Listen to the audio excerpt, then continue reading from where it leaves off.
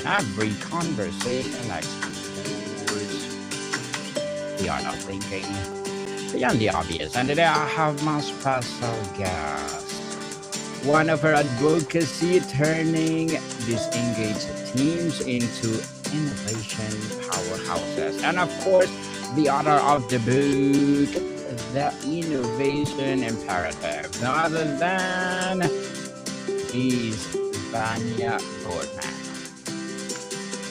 Thank you so much for having me this afternoon, Daniel. I'm so excited to be here with you. Welcome, Miss Vanya on Abstract. And can you please introduce more about yourself that I am? Absolutely. So I am Vanya Boardman. I am the co-founder of the company Play Innovate and the co-author of The Innovation Imperative, How Extraordinary Leaders Sustain the Spark. We are all about helping leaders bring innovation into the workplace. A lot of times leaders and organizations think that innovation is an initiative, but we like to believe it's a cultural condition. So we work with people to bring in the conditions that create safe environments where every voice has an opportunity to be heard, everyone can be seen and valued, which drives the conditions for innovation. And that's really what our book, The Innovation Imperative, is all about. You very well said, Miss Vanya. Thank you so much for sharing your knowledge and wisdom to the world. Thank you. Miss Vanya, you call yourself a corporate evolutionist and engagement architect. Those are beautiful, unconventional titles. Before we dive into the book, can you paint us a picture of what work looks like on Tuesday morning in a boardroom and how it differs from a traditional management consultant might do? On a Tuesday morning in a boardroom, you might walk in to find a table full of Lego bricks, maybe a little bit of watercolor, potentially some Lincoln logs and some Play-Doh. But the idea is if we are using our hands, we are using both our right and left side of the brains. So we will be working through logical challenges and solving problems, but using our right creative brains to do so. It can be exhausting for some, but it really does open up the neural pathways for new ideas, innovation to thrive. Does that answer that question properly? Interesting. Ms. Vanya, your book, The Innovation Imperative, is built on framework of just three words: pause, purpose, and play. In a business world obsessed with the speed, metrics, and gravity, what gave you the courage to propose something so seemingly simple and to argue that it's a key to sustainable innovation? Well, honestly, the idea came from experience. I have 20 plus years of operational experience. I led administrative and facilities teams across different industries. I worked in financial services, I've worked in telecom, I've worked in telehealth, I have worked in tech health, and I've also worked in commercial real estate. And some of those environments were really, really supportive in engaging and asking people to share their ideas, and others were not. And in some of those environments, I really thrived, and others I did not. And so, this idea of taking a moment to pause. Now, the pause is really slowing down to make connection with others. The purpose is intentionally making time for others, and the play is getting to know others. So, the whole premise of the book is about that innovation doesn't happen from one person, it happens from the type of environments that support it. And it's all about having connections, it's all about trusting each other, it's all about knowing each other and building teams that are safe.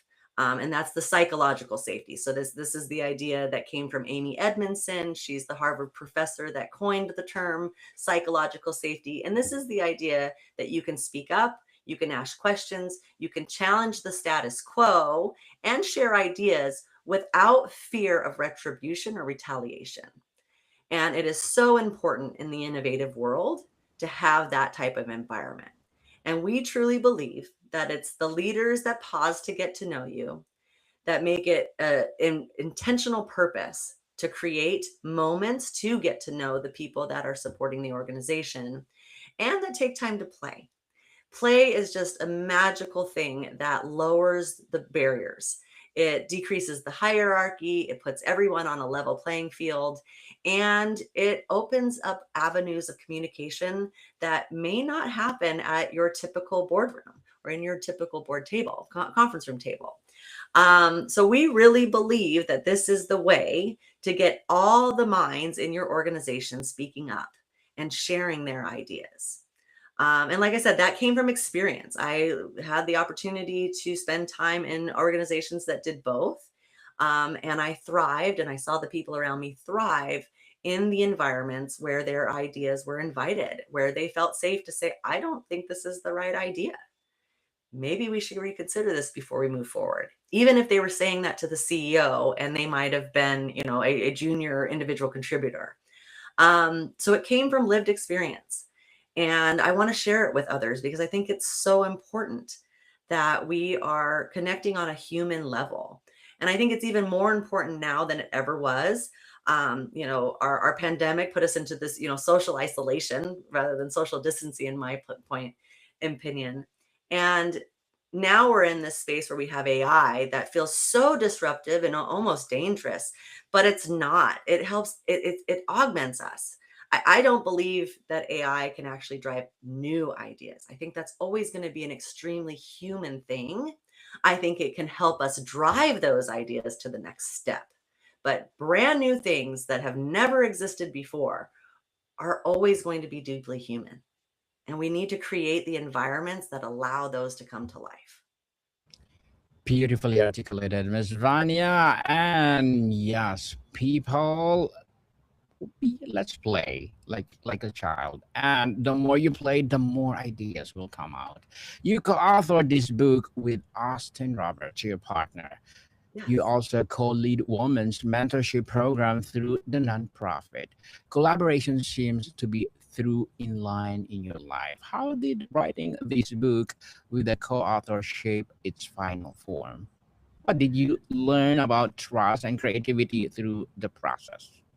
Well, I can tell you this book, it took longer than we had hoped it would, to be honest, which is good because I think it came out really incredible. When we first set out to write a book together, this was not the book. It was a different book. And it had a very different feel. And we sat down and we wrote probably about 60 pages of a different book. And then said, this isn't the book. This isn't the first book. This definitely isn't fun enough. It definitely doesn't have the connection that we want. And it was my partner that came and said, I have this crazy idea that came from a stupid movie, and we should do an acronym. So let's use Play Innovate as an acronym. And there's a little secret in there is that if you look at the table of contents, the first letter of every chapter actually coincides with our company name, Play Innovate. So, and because there's more chapters than there are letters in Play Innovate, we did Play Innovate AVE, AVE, and the E is epilogue. So that is kind of how it came to life. And then we started thinking about more on the connection level, because everything that we do is all about making human, authentic connections. Because co-creation and collaboration really is the magic that bring things forward. That even goes back to Steve Jobs, right? You think about Apple and you have this genius man, Steve Jobs, but he was not the technical guy. He had to collaborate to create Apple and what it is today. And I believe that it is collaboration and co-creation that is going to drive us forward and continue to help us thrive in this world that is crazy changing every day. And so it definitely, first off, my partner and I have a lot of trust for each other, to build a business together and build a vision together and revisit that vision quite a bit and make sure we're still aligned is trust that started even before we began a business. There were definitely times where we had to concede as we walked through the process. Is this really important in this book? Could it go in a different book? Does it need to be here? We had a lot of debates on how long the book should be. I was a firm believer that it should be no more than 100 pages of reading. I've read many a business books, and I sometimes think they're just too long. There was too many examples. I just needed one, maybe two. I didn't need five. And I don't always make it through them. So that was one of our areas of a little bit of contention, but we agreed that that 100-page or less book was a great business book that people can take it in bite sizes and keep moving. Uh, it was an incredible experience. So writing the book has been really interesting. And honestly, we haven't done a lot to promote it. And a Mm-hmm. part of it was such a huge lift to actually write it and get it out there and publish it and get it, approved in the Library of Congress. So it was almost like we got it done and we stopped and said, let's just hold on to it for a minute. We actually had someone in a workshop, a client in a workshop where we gave out the book. And she said, how cool is it to see your name on the front of the book? And I paused and I Mm-hmm. said, that's a great question. I haven't stopped to think about it yet. So it's time to celebrate that we wrote a book, and it's something we're very proud of. The content in the book is great content. I think it can really help people. It's very practical. The way that it's written is you're going to get historical stories that talk about each one of these concepts that we're sharing. Then you get practical application ways that we've seen it work with companies already. And then we have exact examples of how you can implement these kind of things in your office very easily. And the whole process has been just an absolute joy.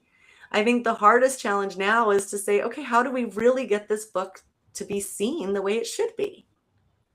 And this Yes. is why I'm with you today, Daniel. Yes, indeed. A collaboration, people. Two heads is better than one. As they said, let's start with the pause. In a culture that worships business and hustle, you're asking leaders to stop. You argue that posing and presence reduces overload and sharpens clarity. For a leader who feels they don't have a minute to breathe, what is the smallest, most accessible pose they can practice tomorrow without derailing their schedule? I like to think that the easiest pause is the one that has less friction. So, one of the things that I do when I need to pause is doodle. Grab a piece of paper, put a 1 minute timer on, and just doodle. There's no perfection in it. You can draw stick figures, you can draw stars, hearts, squiggly lines, but turn the brain off and only consider the dots and the mess that you're putting on your paper. If anyone can find 1 minute to just pause and clear the noise. And I think doodling it does that beautifully. You're using your hands, you're going into that 3D mode, you're creating something, and no one ever has to see it. But it's a moment that's just yours. It's a moment of clarity.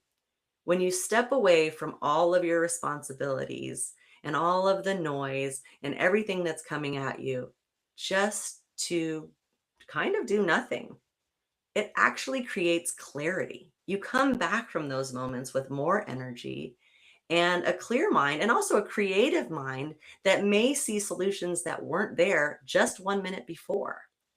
That's probably the quickest and easiest way to pause in your everyday. There's quite a few others. One of the pauses that we say is just at the end of a meeting. Take 1 to 2 minutes at the end of the meeting to ask everybody just to pause for a moment, hand out post it notes, and ask them to write something that they gained from the meeting that they would like to follow up on the next meeting, or even if there's something that they wanted to share. Now, after that pause, you don't ask them to say anything or share it. You just have them post the post it note somewhere. So maybe it's on a whiteboard as they walk out the door, or maybe it's just left on the table so that that leader can gather those and learn from them. But it is a pause to truly think about what could be done differently the next time you guys come together. Well, very well said, Miss Vanya. What's a great pause indeed? The second pillar is purpose. You describe it ways to strengthen connection, belonging, and meaning. How do you help leaders distinguish between a corporate mission statement that hangs on a wall and a genuine sense of purpose that actually makes people feel connected to their work and each other? So there's a couple ways that I think this can be done, but probably the strongest is storytelling. I used to work for a company and we did essentially emergency calling. We were not a 911 dispatch, but we did help um, aging Americans. They had a device that they could dial into us and if there was an emergency. And when we first started this, we were like, oh, this is so great. And I worked in the organization. We were doing this meaningful work. We were giving back and helping people, but we weren't 911 dispatch. So what exactly were we doing? And I don't know if you recall, but there was Storm Sandy on the East Coast right around this time that we launched this new product. And during that time, 911 dispatch was completely filled up. There was so much going on from the Superstorm Sandy. And here we were in this startup company with this new product. And because 911 was backed up, we had a caller who called us and they were stuck on their roof. The flooding had gotten so high that they were up on their roof and they couldn't get through to 911, but they could get through to us. And our COO brought this story to us after Superstorm Sandy to tell us how we were able to help deploy the Coast Guard to save these people that were stuck on their roof in the middle of a giant storm. And it created real purpose, real meaning. We had made a difference by our product. Those kind of stories are the stories that build purpose. So it doesn't matter what industry you're in, if you can tell a story that creates meaning to the human that is behind it, it's going to create more connection to your organization and to the work that they're doing for it. Beyond that, when we talk about purpose, we're also talking about making purposeful connection.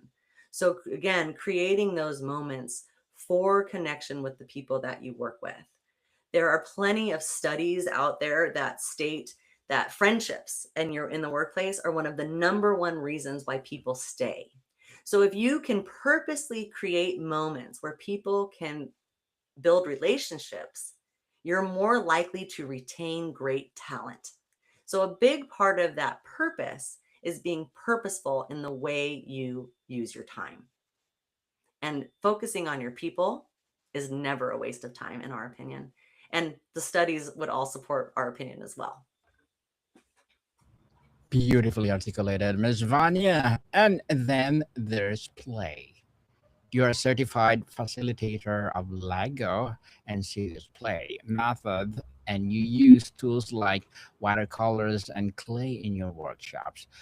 You've written about hand mind connection and how hands on play can revolutionize problem solving. Work as in a room where executives are building with Lego. What happens in the room that does not happen in a strategy meeting, and why does it matter for innovation? So I mentioned it a little bit earlier, but play reduces hierarchy. It brings us all on the same level. And people feel a lot more comfortable speaking to something that they've created, a model, a photo, an image, than they do about themselves. So what you'll find is people will prompt a question and ask them to build a model that represents it. So for instance, we may ask something that is like, what does leadership mean to you? And we ask them to build something. And so rather than them saying, I feel, they say, this model represents. And they're more willing to share what a model represents than they are to share what they feel. So it really does reduce the fear of sharing too much because you're speaking about a model, not about yourself. And it's really incredible how we've seen it time and time again where people first come into a room and they see the Legos or the Play-Doh out on the table and they roll their eyes and like, oh, geez, what are we getting into today? 30 minutes later, usually the person that rolled their eyes and said, geez, what are we getting into today is the most creative and ready to share and go. And I don't know exactly what that phenomenon is. But playing together is something that that's actually the first way that we learned anything. So going back to infancy, one of the first lessons we learn as a child is object permanence. So this is the idea that when something leaves or goes away and it's not in your eyesight, it doesn't mean it's not there. So this was the game that we played with our parents. Peekaboo. We have been learning from play since the earliest moments of learning in our lives. We then went into childhood and we built forts and we played games and we built teams and we played with our friends. And that taught us how to build relationships, how to problem solve, how to collaborate. And somewhere along the line, right around high school, maybe even middle school, we went away from play to learn and went into this look at pictures and listen to someone.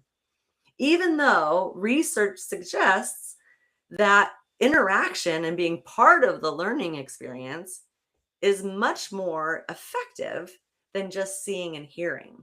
I believe there's a study out there that states that if you see something, you're likely to, or if you hear something, you're likely to retain 10% of it. If you see and hear it, you're likely to retain 30% of it. But if you experience it, you're going to retain up to 75% of it. There's a huge gap in there. So, this idea of play, of being a way that we learn and interact, is something that I believe our systems has actually removed from us, but it is innately part of the human experience. So bringing it back into the adult environment, the work environment, is going to change cultures and it's going to change the way we build relationships because it is the way that we did it when we were young, when we weren't filtered, when we were not afraid to speak up and ask crazy questions or wear crazy clothes. And we need to return to that. It's going to it is imperative to the future of this world, in my opinion. Again, empowering answer, Ms. Vanya. You earned your MS in management and leadership from Pepperdine, and your leadership philosophy centers on continuous growth and empowering others. How has your understanding of leadership evolved over your 20-year career? What do you believe now that you would argue against 15 years ago?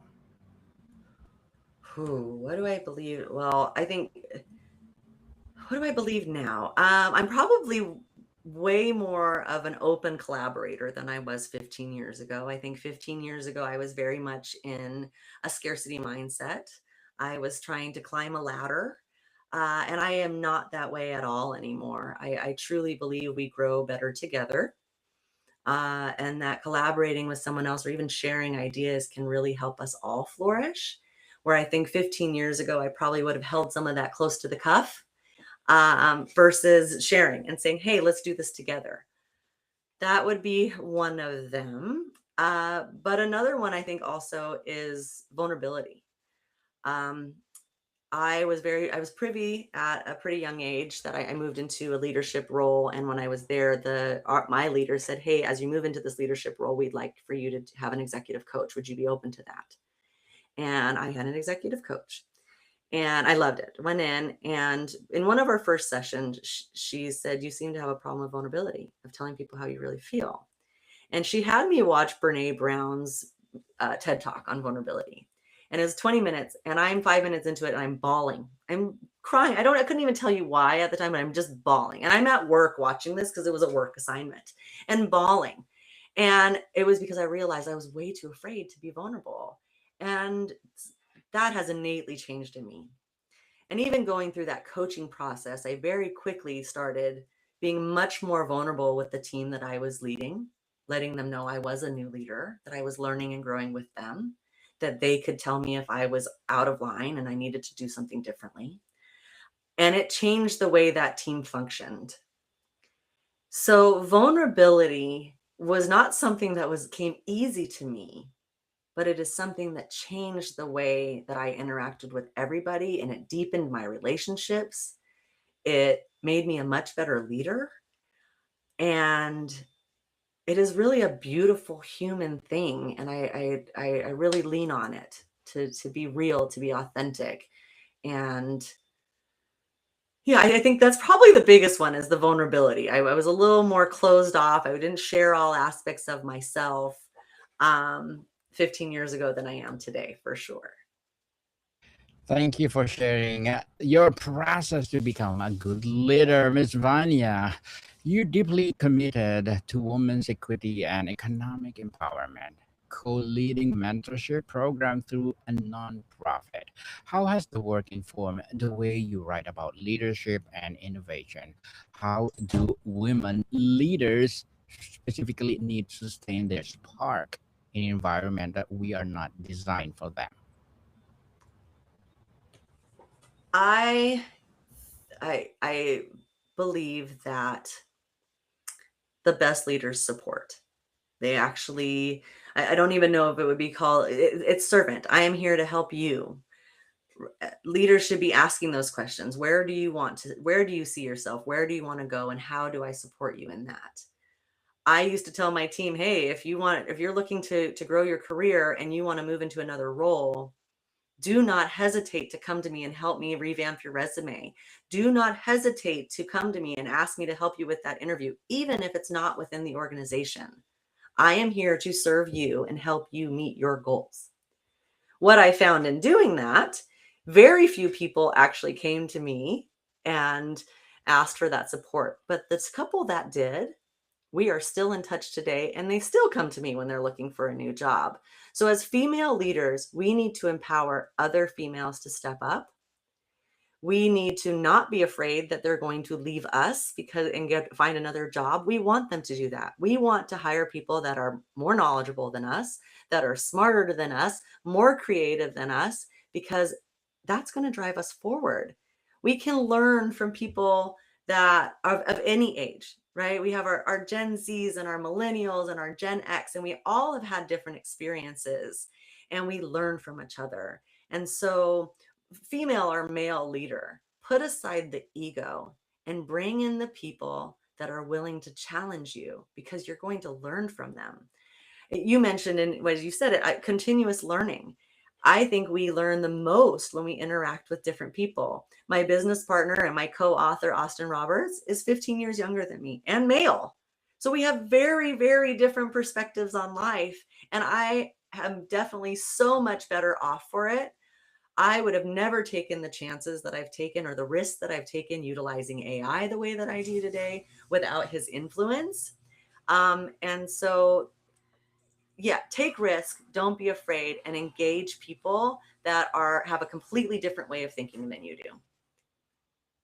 That would Miss be my Vanya, yes, definitely Miss Vanya here on Uptrack. I'll say we salute you because you're empowering women all over the world, and we'll give you an applause for that. Yes, let's empower women all over the world. They have the same equal rights as men. So your book was published in December 2025 through your business-owned imprint. Well, it was important to you and Austin to publish these work yourselves. And what does independence allow you to say or do might not be possible with a traditional publisher? Well, I think a big part of it is what we wanted to own our own IP. That it was ours, and there was something about it that this it was special. This is our first book. It was special, but we also went into it with the thought that we want to help other authors do it too. So now that we've learned how to do it and we've created a platform to do it, we can invite other authors to actually publish through Play Innovate.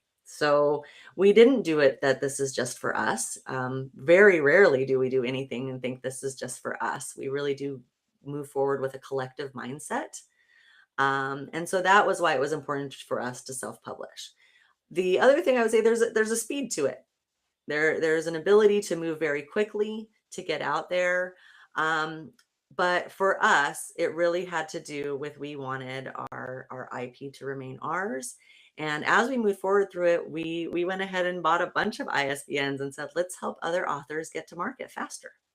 So we're out there doing that. We talk to people that, oh, I'm thinking about writing a book. Well, let us help you do it. We can help you go through the process and we'll let them retain their IP through it. So we're figuring out a path forward. And I don't know if it was really one of those things that we went, do we really want to go the traditional route or do we not? It was more like, let's just see how it goes and then help others do it too. Certainly. And Miss Vanya, to wrap up our discussion for today, your book opens with a beautiful line. Work should not feel like survival, it should feel alive.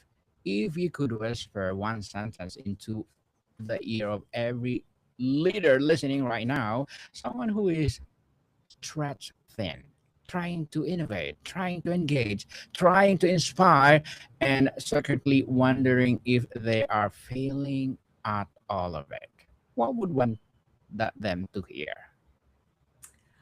Well, I would say right now, I think the future is not going to belong to the most efficient organizations. It's going to belong to the most human ones. Mm. Those that are courageous enough to protect curiosity and bold enough to invite imagination, wise enough to know that innovation has always been and always will be a deeply human experience. It is not AI, it is us, the humans that run it. Yes, because AI, we did it. We give the algorithm, so we That's are right. better than AI.